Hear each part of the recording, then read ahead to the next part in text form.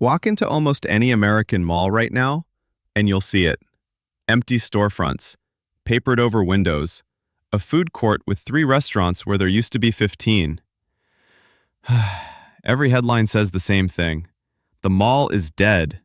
Retail apocalypse. Ghost malls. Here's what those headlines almost never mention. The company that owns that half-empty mall?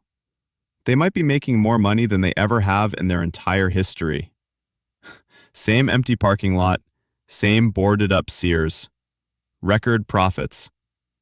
That's not a contradiction. That's the entire business model. And almost nobody watching it happen actually understands how it works. So today, we're going inside the real economics of owning a shopping mall. Why some are collapsing into literal ruins, while others, sitting right next door in the same dying industry, are quietly some of the most profitable real estate on the planet. By the end of this, you'll never drive past an empty mall the same way again. To understand why malls die or don't, you need to understand one concept first: the anchor tenant. Every major mall was built around 2 or 3 massive department stores. Sears, JCPenney, Macy's. These weren't just stores. They were the entire reason the mall existed in the first place. Here's the part almost nobody knows. Anchor tenants historically paid incredibly low rent, sometimes almost nothing, compared to the smaller stores around them. Wait, the biggest stores in the mall paid the least? Exactly, because the anchor's job wasn't to pay rent. Its job was to bring foot traffic. Thousands of people walking in to shop at Sears, who then walk past 40 smaller stores on their way to the escalator. Those smaller stores pay premium rent, specifically because the anchor is dragging customers past their door for free. It's basically the oldest trick in retail.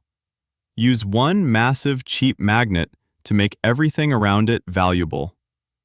Now here's what happens when that magnet disappears. Sears closes. JCPenney closes. Suddenly there's no reason for that foot traffic to exist anymore.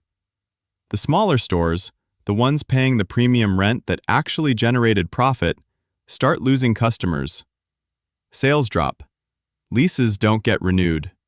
They close too. One anchor leaving isn't just one empty storefront. It's the first domino in a chain reaction that can take down an entire property. This is exactly what happened across America over the last 15 years. Department stores collapsed, and with them, hundreds of malls that depended entirely on their foot traffic went down like dominoes. But dying foot traffic isn't actually what kills most malls. Something far more mechanical does. Debt. Almost every major mall in America was financed the same way. Not with a simple mortgage, but through something called commercial mortgage-backed securities. Essentially, a massive loan, often hundreds of millions of dollars, bundled up and sold to investors. And here's the detail that makes this genuinely dangerous. These loans almost always come with occupancy requirements built directly into the contract. If the mall stays above a certain occupancy, say 90% of stores filled, the loan terms stay stable. But if occupancy drops below that threshold, the entire loan can be called. The bank can demand the full remaining balance immediately, or trigger default clauses that hand control of the property straight to the lender. Think about what that means. A mall doesn't need to be fully empty to collapse financially. It just needs to drop below one specific occupancy number written into a decade-old loan document. Lose a handful of stores at the wrong moment, cross that line, and the entire multi-hundred-million-dollar property can spiral into default within months. It's basically a mortgage on steroids. Miss the threshold, and the bank doesn't just come for a late payment. They can come for the whole building. This is why you'll sometimes see a mall that's maybe 70% full, still busy looking, still functioning, suddenly announce bankruptcy out of nowhere. It's not that 70% isn't enough customers to survive. It's that 70% tripped a number written into a contract from 15 years ago that almost nobody outside the finance department ever sees. Okay, so if all of this is true, anchors collapsing, debt bombs waiting to go off, why did I say some of these mall owners are making record profits? Here's the part the retail apocalypse headlines almost always skip. Malls don't just make money from stores anymore. Not the smart ones. Parking. In many major mall markets, that free parking lot isn't actually free to operate, and in some properties, it's been converted into a genuine revenue stream through paid premium spots, valet services, and event parking during holidays. Pop-up retail. When a permanent tenant leaves, instead of leaving that space empty for years, sophisticated mall operators fill it with short-term pop-up shops, seasonal retailers, and experience-based businesses, often at higher rent per square foot than a traditional long-term lease, because the tenant is paying for flexibility. Then there's the conversion play. This is where it gets genuinely clever. Owners take that massive dead anchor store, hundreds of thousands of square feet that used to be a Sears, and convert it into something else entirely: medical offices, apartments, self-storage, even Amazon distribution centers in some documented cases. Think about that. The exact same real estate, same location, same parking lot, completely different business model, generating rent from tenants who have nothing to do with retail shopping at all. And here's the number that explains everything. That anchor space that used to pay almost nothing in rent, a conversion to medical offices or logistics space can generate significantly higher rent per square foot than the original department store ever paid. The mall isn't dying, it's mutating. And the owners who figured that out first are making more money from the dead mall than they ever made from the thriving one. There's a second strategy working alongside the conversion play, and you've probably walked through it without realizing what you were seeing. Experience retail. The malls actually thriving right now didn't just fill empty stores. They fundamentally changed what a mall is for. Movie theaters with reclining seats and full bars, trampoline parks, escape rooms, high-end restaurants that have nothing to do with a traditional food court, indoor go-kart tracks, climbing gyms. Here's why this matters financially, not just aesthetically. Online retailers like Amazon can ship you a product in one day. They cannot ship you a birthday party. They cannot ship you a night out with your friends. They cannot ship you the actual experience of doing something. The smartest mall owners realized the internet destroyed one specific function of a mall, buying physical products, while leaving an entirely different function completely untouched: being a destination for things you can only do in person.